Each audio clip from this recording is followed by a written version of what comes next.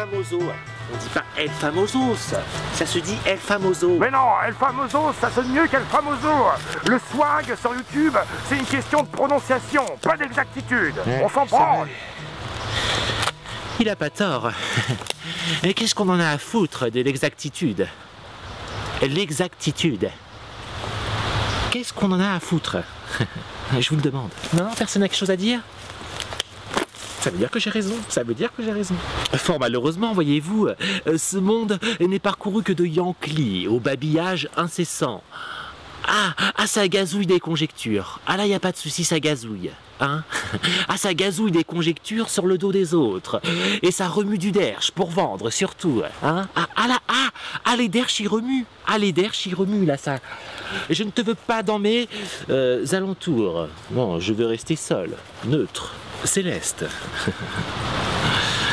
Les 420 m'ont donné un dossier. Voyez-vous, un Sigisbé m'attend dans le fond de sa basse-cour. Et il me faut le traiter avec le plus subtil des antidotes, c'est-à-dire ma verve. Connaissez-vous Danny le Dandy? D. Canigula, D. Canigoulin, le margoulin, qui te nourrit de ses croquettes démagogiques. Toi, le jobard Yankli.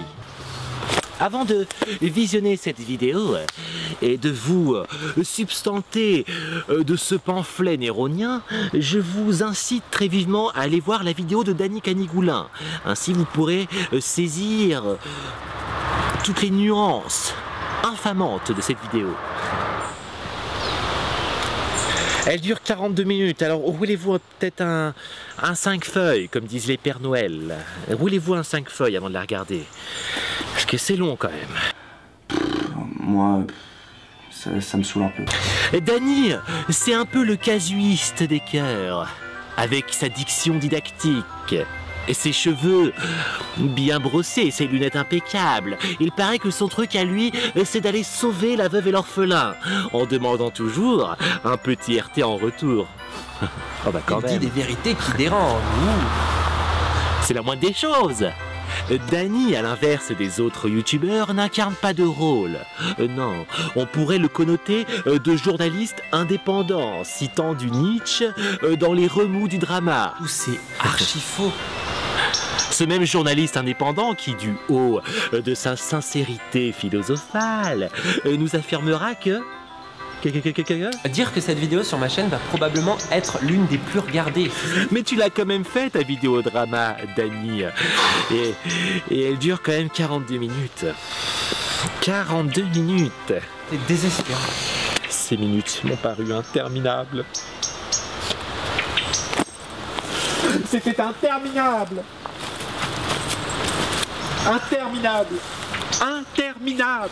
C'est plus Intermarché, c'est interminable, YouTube. Elle est pas mal celle-là. Elle est pas mal ou pas? Non, elle est pas super. Non, Danny, non, ne recommence pas. Toi, le dandy de la prose, qui, effrayé du haut de son pavillon, constate ces nouvelles mouvances agressives qui germent sur ton beau YouTube. Hein? Toi, qui invoque quelques monceaux du code pénal, de ta voix lambinante, de séide dévouée, pour espérer nous gronder. Tu veux nous gronder, Danny? Mais tout ce que tu grondes là, c'est Nietzsche, en le citant. Ne refais plus jamais ça, Danny. Ne cite plus jamais Nietzsche. C'est très insultant. Pour moi, qui suis un fervent littéraire, et pour tous les autres, et pour tous les grands auteurs, ne cite plus de grands auteurs, Danny. Réfugie-toi sur ton pavillon et pleure, pleure, pleure. Pleure, Danny, pleure. L'enfant est innocence. Tel un enfant. Et Danny nous demande de redevenir des enfants. Je te souhaite de devenir enfant. Je te souhaite. Et tu le demandes à moi aussi, thaumaturge impeccable que je suis, hein? Et Danny, et tu crois que YouTube, c'est ta bibliothèque personnelle, c'est ça? Hein, c'est ça? Tu penses nous élever vers les hauteurs, loin des affres du 93? C'est ça que tu veux, Danny, hein? Article de loi et jurisprudence. Mais je suis absolument sûr qu'il y a du Musso et du Lévy dans la bibliothèque personnelle de Dany. Et ça, c'est impardonnable. Ah oui, c'est impardonnable. Dany, tu as autant d'imagination que ce commentateur. Non mais regardez ça, Dominique Gagnère. Dominique, je t'incite à épousseter les formes, jusqu'à en avoir des ampoules aux doigts. Il y a urgence. Parce que là, que tu aies 5 likes ou 500 likes, tout ce que tu mérites, c'est le pal dans ta gueule. Dans ta gueule, Dominique. Et finalement, que fait Dany? À part couler un énième bronze bien pensant dans la mare. Pas grand-chose. Un peu comme le hashtag contre la loi travail, dont il fut le partisan. Je voudrais savoir pourquoi vous êtes ici. Parce qu'il y a eu une manifestation. Le truc, c'est qu'aujourd'hui, c'est moi qui te hashtag ta Rome, Dany. Je hashtag la Rome de Dany. Avec un grand plaisir, avec toujours un espèce de calme dérangeant. Quand je hashtag la Rome de Dany, ce calme dérangeant résonne à travers les sapins. Ah, c'est très outrageant. C'est beau ce que je viens de dire, non? Vous n'avez aucun goût littéraire sur YouTube. Avec Dany, le ton monocorde l'emporte sur l'originalité. C'est terrible ça quand même, vous ne trouvez pas que c'est terrible?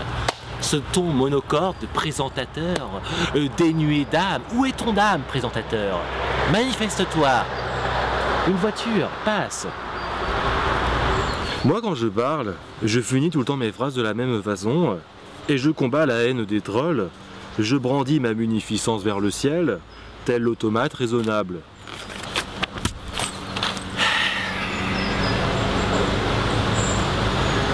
Mépris.